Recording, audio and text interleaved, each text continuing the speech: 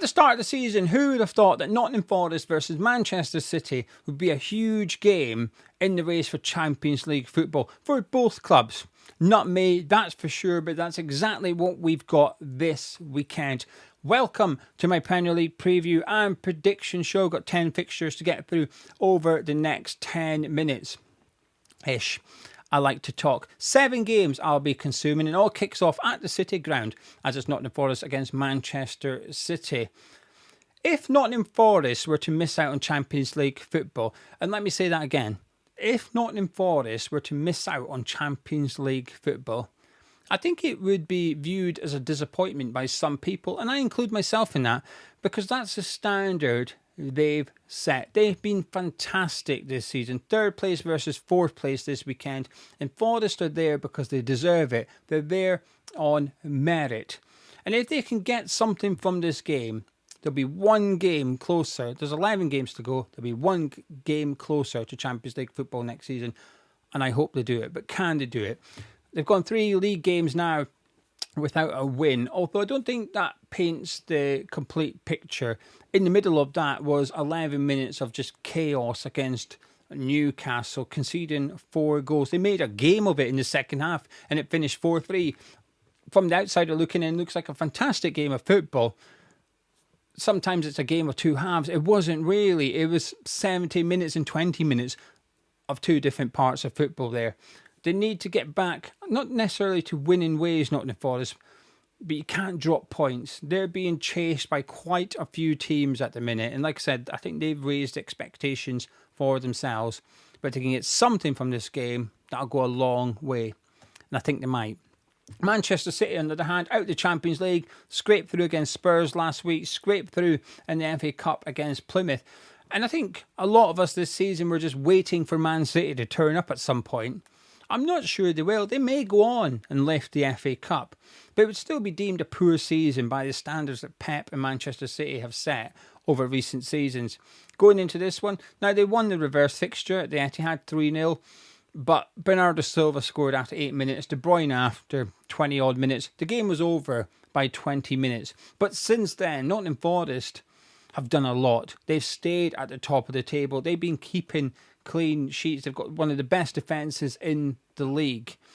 This is going to be a very difficult game for Man City. I think Nuno knows how to set this team up, and I think they're going to get something. That place will be rocking. My prediction, Nottingham Forest 1, Manchester City 1. Now moving on to the Saturday 3 p.m. games, and we're going to start with Brighton against Fulham. Brighton's form looks really good, but there's something about them I still can't quite trust, and I don't know what it is. I think there's some players in really good form at the minute, Matoma and Minte either side of the attacking 3 or 4. Pedro's been out the team, he's back in it. Welbeck's back now, so their attack's looking really good. I just think Herzler doesn't quite know what his best 11 is yet. I think in the middle of the pitch, they've also got Baliba in there, but who partners him? I think he's still working out his best 11, but still in with a really good chance of European football, just like Fulham, who won this fixture quite comfortably earlier on in the season. Now I was a bit disappointed with them in the FA Cup, not because they beat Man U, because they couldn't do it in 90 minutes. Now that's for selfish purposes, because at 2-1, I thought that's a decent price. I'm having a bit of that. Winning 1-0, here we go, easy money. Extra time, bet lost, and beating them on pens. So I was glad Fulham won. They could have just done it in 90 minutes for me. I'm going to stick with going down the middle on this one. I find it hard to call this game. I think it'll be a close one. A draw kind of suits both, but I think they both need to win as well to get that step towards European football. But I'm also going to go 1-1 in this game. Moving on to Crystal Palace against Ipswich. Obviously no Mateta, but I still think it'll be no problem. I've been a little bit disappointed by Ipswich this season, but in recent weeks as well. I thought they'd stay up. I thought they would do it. I thought they'd get 17th, but they've been quite some way short of the quality required to remain in the Premier League. But when I look at their squad individually, I think there's a lot of players there capable of playing at this level. I think McKenna's a good manager, but collectively it's not worked. And I don't think it's going to work at Selhurst Park either.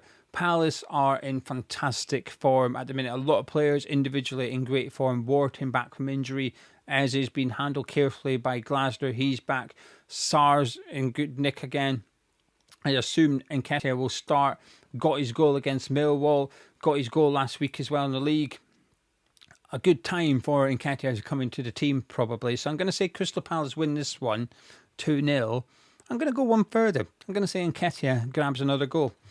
Moving up to Anfield as they take on Southampton. Arne Slot has all but confirmed there will be some rotations. Obviously, they're in the middle of the Champions League games against PSG, which, by the way, wow, what a performance from Alisson. I've always sat here and said Alisson is the only world-class goalkeeper in the Premier League. He's the best goalkeeper in the Premier League. But sometimes it's hard to make your case because there's not enough evidence because he didn't get tested enough in the Premier League. There's your evidence. What a performance. He can rest 4 or 5 players and still win this game easily. Liverpool 3, Southampton 0. Moving on to the 5:30 game, we've got Brentford against Aston Villa. Now, funnily enough, Villa have got a better record away to Brentford than at home to Brentford over the last couple of seasons.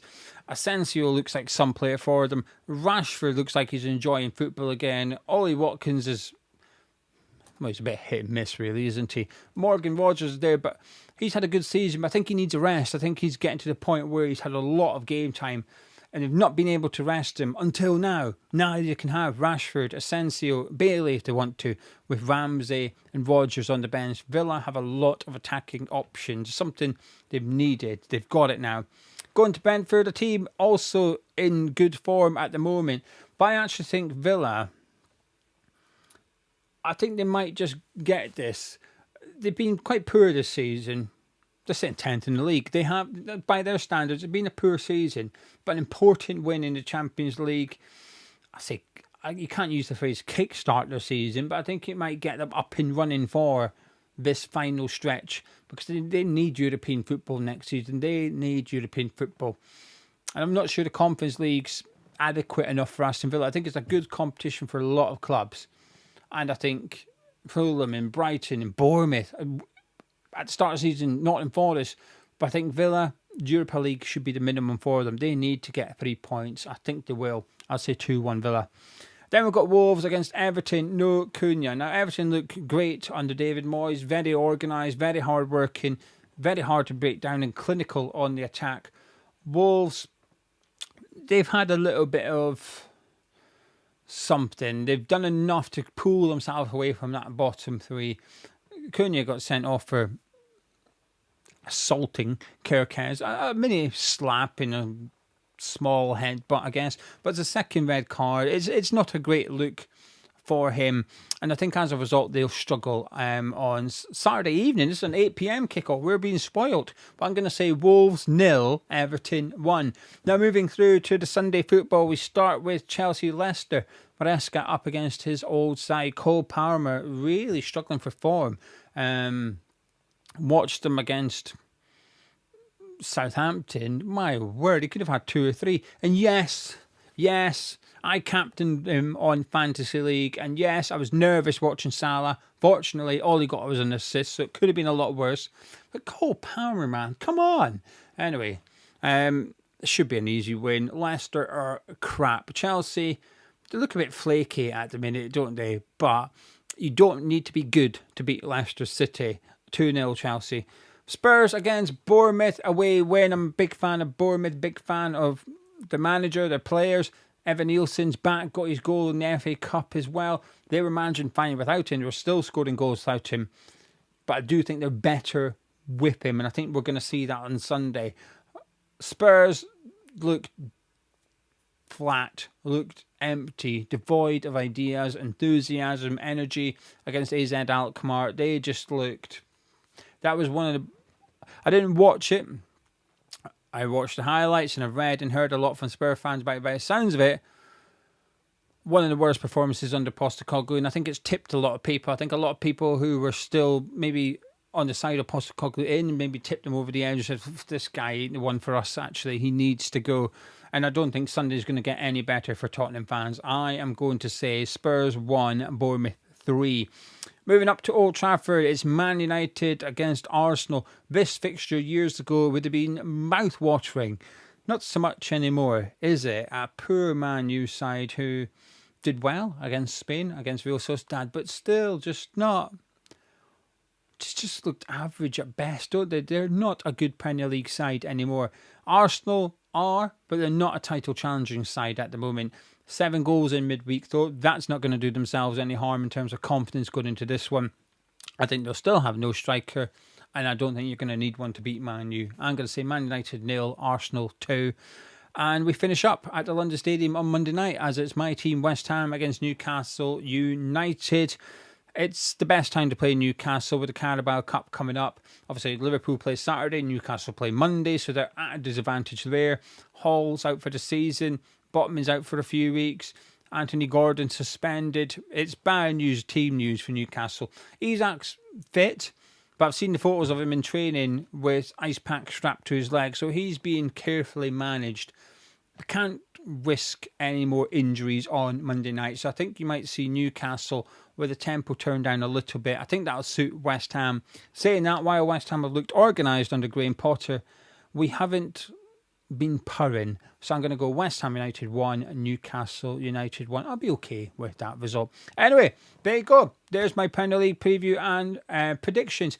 If you've got any, get them in below. I'll copy and paste the fixtures for you. So all you have to do is copy and paste it and give us your score predictions as well. But if you've enjoyed this video, please do drop a like on it by clicking thumbs up. Subscribe if you're new to this channel. I might start I know some of you might be like, hang on a minute, it's been 2 years since your last video.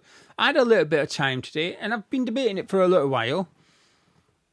10 people like the video might encourage me to make another one. How about that? So subscribe if you're new to the Tartan YouTube channel.